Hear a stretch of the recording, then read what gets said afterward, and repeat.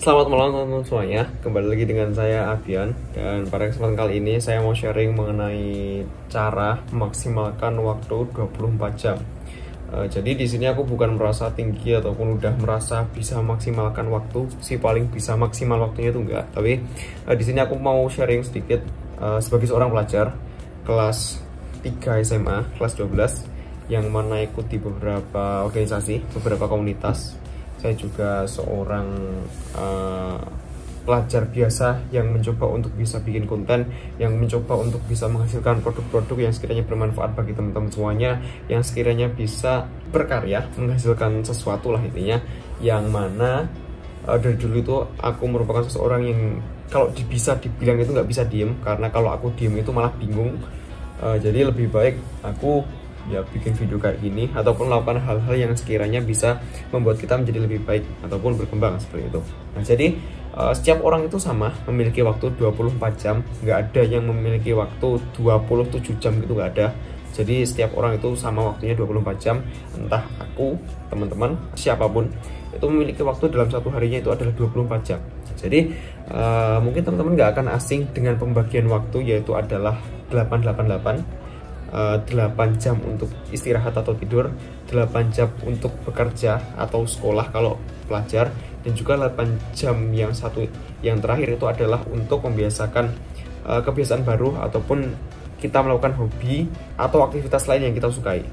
Nah, menurutku pembagian seperti ini itu adalah bisa dibilang hanya garis besarnya ketika teman-teman memaksimalkan waktu 24 jam itu harus bisa untuk istirahat, harus bisa untuk bekerja ataupun sekolah, harus bisa untuk belajar hal-hal yang baru.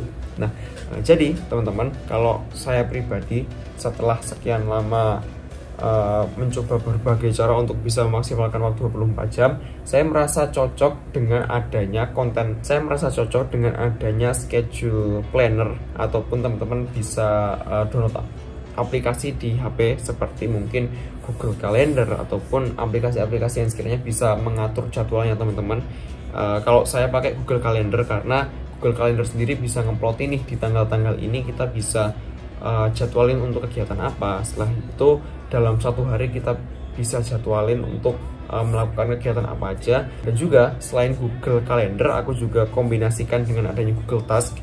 Google Task ini tuh adalah seperti apa ya, kayak to-do list, bukan to-do list ya, seperti checklist. Jadi intinya kalau kita punya tugas hari ini kita bisa tulis, setelah kita selesaikan tugas tersebut kita bisa checklist. Nah, dengan adanya Google Task ini, setelah saya melaksanakan beberapa tugas yang udah tak kerjain, itu akan merasa lebih tenang dan juga lebih puas dalam satu hari, karena merasa bahwasanya hari ini tuh berhasil, nggak ada yang sia-sia di hari ini. Selain Google Calendar, Google Task, dan juga aku biasa pakai Notion. Ini aku biasa Notion itu buat apapun sih ya teman-teman. Mungkin teman-teman harus coba Notion ini. Tapi sebenarnya nggak semua orang itu cocok dengan Notion. Tapi mungkin di beberapa konten selanjutnya akan aku coba buat bikin video tentang Notion sih ya. Ini Notion ya. Notion kayak gini, intinya ini tuh buat ngatur keseharianku, apa aja sih yang mau tak tulis, apapun di sini buat ngatur keseharian, organisasi, sekolah, tugas-tugas dan lain-lain. Aku biasa pakai Notion, pakai Google Calendar, dan juga pakai Google Task. Nah, menurutku tiga aplikasi ini tuh salah satu combo yang bagus, karena dengan adanya Google Calendar kita bisa ngatur jadwal, dengan adanya Google Task kita bisa mengatur tugas-tugas yang sekiranya kita perlu selesaikan hari itu, dan juga dengan adanya Notion kita bisa mencatat segala hal dan juga mengorganisasikan keperluan-keperluan ataupun informasi dengan baik. Jadi kita kembali ke setiap orang memiliki waktu 24 jam. Jadi teman-teman, kalau menurutku kan ada dua versi ya, kita bisa melaksanakan rutinitas pagi ataupun rutinitas malam. Jadi rutinitas malam itu apa? Rutinitas malam itu adalah ketika ini kan udah malam nih, ini ibarat udah jam 12 ataupun jam 10 malam, hari kita itu mau berakhir lah ya, intinya mau tidur. Nah, jadi sebelum tidur kita udah jadwalin nih, besok kita mau ngapain aja, tugas-tugas yang sekiranya perlu diselesaikan besok itu apa aja. Jadi udah kita list dulu. Jadi besok kita bangun tidur itu nggak akan bingung, hari ini mau ngapain ya, hari ini nganggur nih. Kalau kita nganggur nanti takutnya akan dilarikan kepada hal-hal yang sekiranya kurang bermanfaat, mungkin keseringan main ataupun hanya sekedar scroll TikTok, scroll Instagram yang nggak ada urgensi ataupun kepentingan apapun. itu akan timbul ketika kita udah bingung mau ngapain. Ketika kita gabut, kita akan lari ke hal-hal tersebut. Nah, kecuali kalau kita rutinitas malam itu mengatur kegiatan kita besok, kita akan lebih teratur, ataupun kita akan lebih terarah pada hari tersebut kita akan ngapain. Nah, selain rutinitas malam, kita juga bisa lakukan rutinitas pagi. Jadi banyak orang yang bilang bahwasannya pagi ini itu merupakan waktu yang cocok buat olahraga, waktu yang cocok untuk kita bisa mengatur ataupun berpikir secara lebih jernih, karena kita posisi bangun tidur istilahnya itu seperti me time-nya kita itu adalah setiap pagi hari. Nah, itu sebenarnya juga benar teman-teman, setelah kita rutinitas malam, akhirnya itu kita bisa melaksanakan rutinitas pagi yang mungkin bisa dibilang sama halnya dengan malam.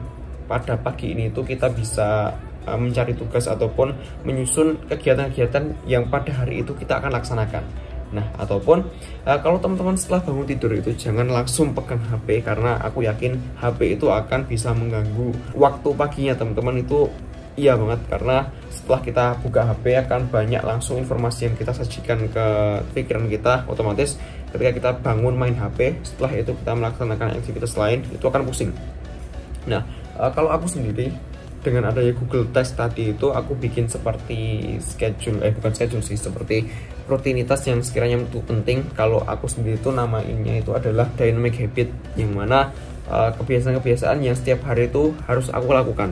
Aku tulis di Google Task itu, dan jadi deh setiap hari aku harus melakukan ini. Kalau sekiranya belum selesai, akan aku selesaikan di malam harinya. Nggak boleh di keesokan, karena keesokan itu adalah jadwalnya refresh untuk tugas-tugas kita yang baru. Sepertinya itu aja untuk sharing kali ini. Mungkin akan aku perjelas lagi ya setiap aplikasinya, seperti Google Calendar, seperti Google Task ataupun Notion, akan aku perjelas tiap-tiap aplikasi tersebut dalam video yang berbeda. Oke, terima kasih. Jangan lupa klik subscribe, jangan lupa klik like untuk video ini, jangan lupa komentar positif, jangan lupa follow Instagramnya @abianwa, dan dukung konten-konten edukasi seperti ini di internet Indonesia. Terima kasih yang sudah menonton sampai akhir. Jangan lupa bahagia, jangan lupa sholat, jangan lupa prioritaskan apa yang perlu diprioritaskan. Terima kasih, selamat malam semuanya.